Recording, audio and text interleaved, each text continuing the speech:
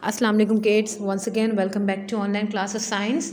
In this class the unit we are going to study is force and machine, and for this purpose the book I am using here is Book Pro Science Success for class 5.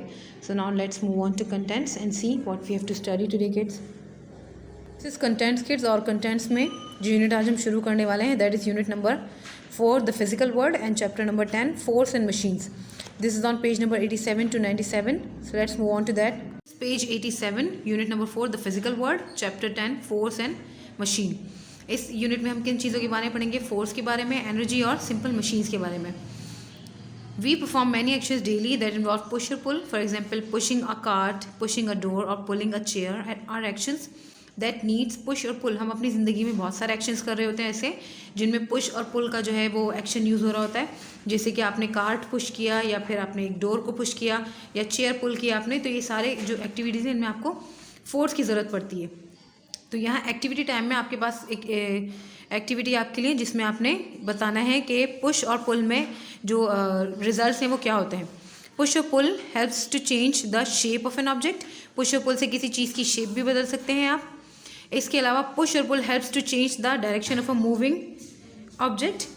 And third is push और pull helps to move an object. Push और pull से आप object को move भी कर सकते हैं एक जगह से दूसरी जगह.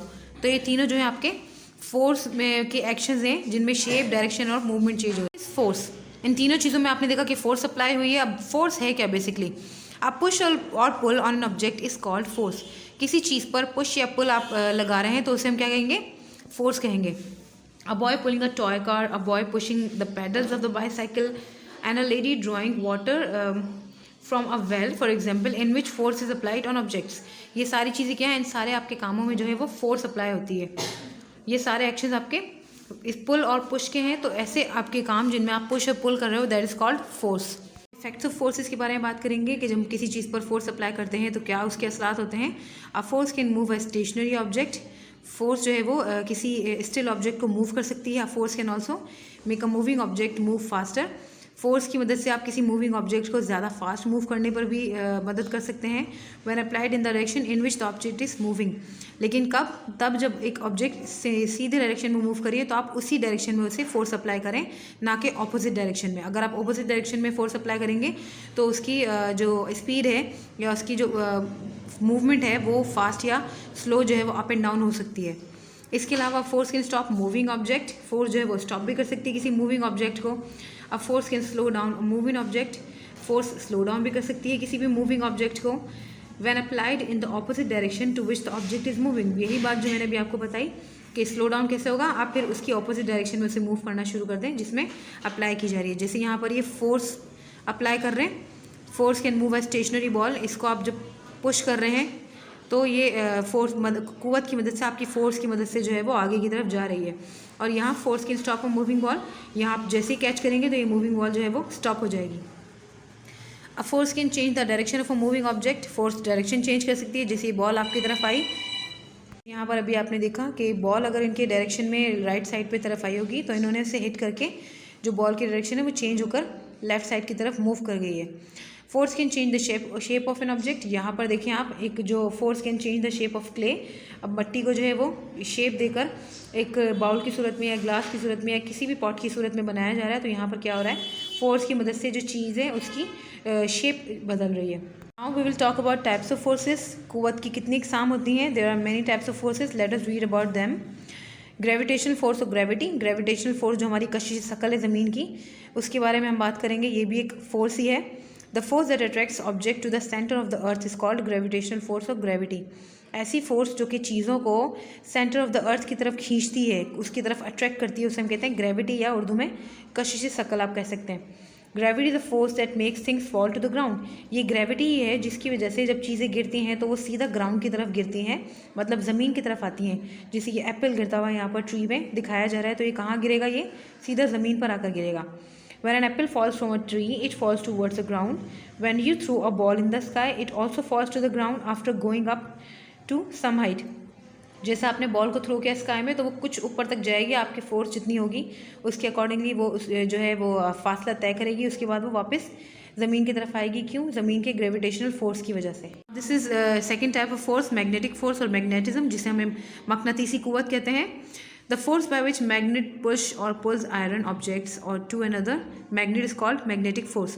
वो ताकत जिससे जो एक मकनातीस है वो पुश करती है, पुल करती है आयरन ऑब्जेक्ट्स को, लोहे की बनी हुई चीज़ों को, उसे हम क्या कहते हैं? मैग्नेटिक फोर्स कहते हैं। Now muscular force, muscular force मतलब आपके जो फोर्स का मतलब है आपकी उजलाई कुव्वत है या फिर आपकी जो आज़ा की कुव्वत होती है, उसे हम मस्कुलर फोर्स कहते हैं। When we push or pull something, we are applying muscular force. Muscular force is applied in opening a door, kicking a football, plucking fruit from tree, etc.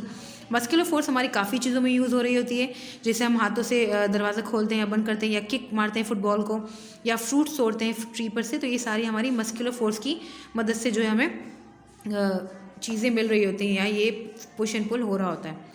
इसके बाद हम बात करेंगे इलेक्ट्रोस्टैटिक फोर्स के बारे में, जो कि बर के साकिन है, मतलब साकिन कुव्वत, चीज़ों की जो कुव्वत है उसके बारे में। Tear a paper into tiny pieces, run a comb through dry hair, now bring the comb closer to the tiny bits of paper, the bits of paper stick to the comb. एक practical आप यहाँ पर करेंगे, paper के छोटे छोटे टुकड़े करेंगे और एक कंघा लेकर पहले उसे अपने बालों में फेरेंगे। उसके बाद आप क्या करेंगे? कॉम को क्लोज लेकर आएंगे पेपर के, तो क्या होगा? जो पेपर्स के टुकड़े छोटे छोटे वो आपके कॉम पर चिपकना शुरू हो जाएंगे। This happens because of electrostatic force. ये किसकी वजह से होता है? ये इलेक्ट्रोस्टैटिक फोर्स जो है आपकी, उसकी वजह से हो रहा है ये। Some materials when rubbed with other materials get charge. कुछ मटीरियल्स ऐसे होते हैं जब उन्हें दूसरे मटीरियल के साथ चार्ज रब किया जाता है, मतलब रगड़ा जाता है, तो वो चार्ज हो जाते हैं, उनके अंदर फोर्स पैदा हो जाती है, इसीलिए इसे इलेक्ट्रोस्टैटिक बोलते हैं। These charge materials either attract और रिपेल अदर ऑब्जेक्ट। ये चार्ज मटीरियल क्या करता है? चीज़ों को अपनी तरफ अट्रैक्ट करता है या रिपेल करता है, मतलब दूसरी तरफ धकेलता है। Hair the comb get charge due to running through dry hair and attracts tiny bits of the paper. यहाँ पर क्या हो रहा है? यहाँ पर कॉम जो है आपका चार्ज हो रहा है और वो जो है वो आपके टाइनी पेपर्स को अपनी तरफ अट्रैक्ट कर रहा है। फिफ्थ वन इज फ्रिक्शन और फ्रिक्शनल फोर्स। रगड़ या फिर रगड़ खाने से जो ताकत पैदा होती है उसके बारे में हम बात करेंगे अब। The force that acts between two objects when they are in contact with each other is called friction. वो कुव्वत जो कि दो चीज़ों के रगड़ खाने से आपस में पैदा होती है उसे हम फ्रिक्शन कहते हैं। फ्रिक्शन स्टॉप्स और slow down with the movement of objects across a surface. Friction आपकी स्टॉप कर जाती है या फिर स्लो डाउन हो जाती है जैसे ऑब्जेक्ट आपकी किसी भी सरफेस पर मूव कर रही है उसके साथ, मतलब वो मूवमेंट के साथ आहिस्ता आहिस्ता कम होती जाती है, रुक जाती है। For example when you stop pedalling your bicycle it gradually slow down and stops. जैसे मिसाल के तौर पर आप अपनी बाइसाइकिल के पैडल करना बंद करते हैं, उसकी जो पहिए हैं वो चलाना बंद करते हैं, पैडलिंग आप बंद कर देते हैं जैसे ही, तो वो क्या होता है? आहिस्ता आहिस्ता वो रुक जाती है। Smooth surfaces produce less friction than rough surface. Smooth surface जो होती है, जो चिकनी सर्फेस होती हैं, उन पर कम आपकी फ्रिक्शन पैदा हो रही होती है, जबकि जो रफ सर्फेस होता है, जो खुरदुरे सर्फेस होते हैं, उन पर फ्रिक्शन जो है ज़्यादा पैदा होती है। अब फ्रिक्शन के फ़ायदे क्या होते हैं हमें? फ्रिक्शन हमें कई तरीके से फ़ायदा पहुंचाती है। जैसे आप गाड़ियाँ सड़कों पर चलती हुई देखते हैं तो ये फ्रिक्शन ही है जिसकी वजह से आपका जो गाड़ी का टायर है वो रोड के साथ अटैच्ड है और आप एक्सीडेंट जो है गाड़ियों का नहीं होता, तो एक्सीडेंट से भी बचाती है। इसके अलावा फ्रिक्शन हमारे जो पाँव के दरमियान और ज़मीन में जो फ्रिक्शन पैदा होती है ये हमें गिरने से बचा रही होती है और हम ईजिली वॉक कर रहे होते हैं ताकि हम स्लिप ना करें। यही वजह है कि जब आप किसी चिकनी स्लिपरी फ्लोर पर आते हैं तो आप स्लिप करना शुरू करते हैं एज़ कम्पेयर टू आप अगर रोड पर वॉक कर रहे हो। The friction between the roads and tyres vehicles of make them move on the road. जो ज़मीन और रोड और टायर के दरमियान जो फ्रिक्शन है वो हमारे व्हीकल को मूव करने में भी हेल्प करती है, ब्रेक लगाने में भी हेल्प करती है और एक्सीडेंट्स ना हो उसमें भी हेल्प करती है। वरना अगर बिल्कुल स्मूथ सरफेस हो, शाइनी सरफेस हो, तो क्या होगा? आपकी गाड़ी जो है वो ज़्यादा स्पीड में चलेगी और फ्रिक्शन दोनों के दरमियान पैदा नहीं होगी और वो अपनी ग्रिप नहीं बना सकेगी गाड़ी, और क्या होगा? एक्सीडेंट के जो चांसेस है वो ज़्यादा हो जाएंगे। तो इसलिए फ्रिक्शन बड़ी हमारे लिए यूजफुल साबित होती है इन केसेस में। Between the paper and the pen help us to write on the paper. जब हम पेपर पे लिखते हैं तब भी हमारी फ्रिक्शन काम आती है। Friction help us to hold the pen pencil in our hand. अब जैसे मैंने पेंसिल अपने हाथ में पकड़ी हुई है तो ये फ्रिक्शन की ही मदद से है। We could not hold a pen और pencil in our hands without friction. हम अपने हाथों में पेन और पेंसिल जो है विदाउट फ्रिक्शन नहीं पकड़ सकते। इसका आसान एग्जाम्पल मैं अगर आपको दूँ तो ये कि आप सर्दियों में जब ग्लव्स पहनते हो तो ग्लव्स पे आपकी ग्रिप इतनी अच्छी नहीं बन रही होती जितनी आप बेयर हैंड के साथ ग्रिप बना रहे होते हो। क्यों? क्योंकि ग्लव्स जो हैं वो शाइनी होते हैं, थोड़े स्लिपरी होते हैं और आपके जो हैंड्स हैं उनमें आपके हैंड्स में जो आपके फिंगरप्रिंट्स वगैरह हैं ये आपको ग्रिप करने में ज़्यादा इजीली हेल्प कर रहे होते हैं। तो यही वजह है कि जब आप ग्लव्स पहन लेते हो तो आप फ्रिक्शन कंप्लीटली नहीं कर पा रहे होते और चीज़ों को उतने अच्छे तरीके से ग्रैब नहीं कर पा रहे होते जितना कि बेयर हैंड से आप करते हो। And eraser uses friction to rub off the pencil marks. ये भी बहुत इजी एग्जांपल है कि एक इरेजर को जब आप रब करते हो पेपर पे तो वो क्या करती है? पेंसिल के मार्क्स को इरेज कर देती है। जिस तरह कुछ एडवांटेजेस होते हैं चीज़ों के, इसी तरह उनके डिसएडवांटेजेस भी होते हैं। अब फ्रिक्शन के डिसएडवांटेज क्या है? Friction can wear out soles of shoes. Friction से आपका जो शूज़ है सोल का वो ख़राब होता है, क्योंकि आप चलते हो तो बाय द टाइम क्या होता है, जैसे शूज़ यूज़ कर रहे हो तो बाय द टाइम आपके शूज़ जो है वो नीचे से ख़राब होना शुरू हो जाते हैं। टायर्स ऑफ व्हीकल भी आपके पुराने होने शुरू हो जाते हैं। इसी तरीके से पेंसिल जो इरेज़र है वो भी ख़त्म होती है, आपकी पेंसिल भी इसी वजह से घिस रही होती है। मशीन के पार्ट्स भी आपके काम करने की वजह से आपस में फ्रिक्ट कर रहे होते हैं, वो उसकी वजह से वो घिस रहे होते हैं। To avoid machine parts from getting damage due to friction, they are lubricated with oil, और ऑयल लुब्रिकेंट रिड्यूस फ्रिक्शन।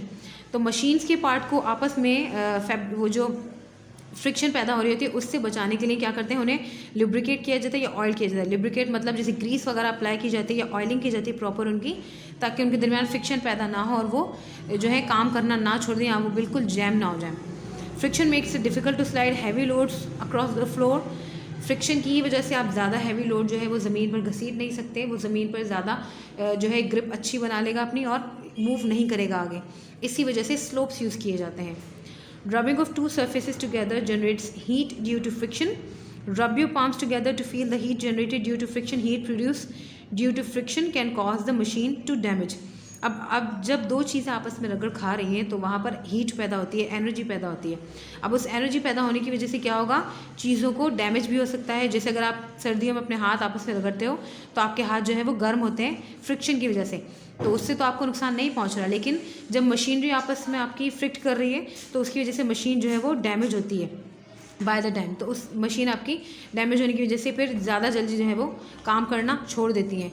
इसीलिए फ्रिक्शन इन सूरत हाल में क्या होता है, आपके लिए नुकसानदेह साबित होती है। या आप जैसे आप अपने सेल फोन्स के पीछे कवर लगाते हैं तो वो किस लिए, क्योंकि इससे आपके जो पीछे का एरिया है सेल फोन का वो फ्रिक्ट करने की वजह से उसके ऊपर से कलर्स ख़राब ना हो और उसकी जो शाइन है वो बरकरार रहे। तो ये सारी चीज़ें फ्रिक्शन की वजह से ही होती हैं। आई होप कि आपको अच्छे से समझ आया होगा आज का टॉपिक। जो चीज़ समझ नहीं आई आप मुझे ग्रुप में मैसेज करके पूछ सकते हैं। Thanks for listening everyone. अल्लाह हाफिज़।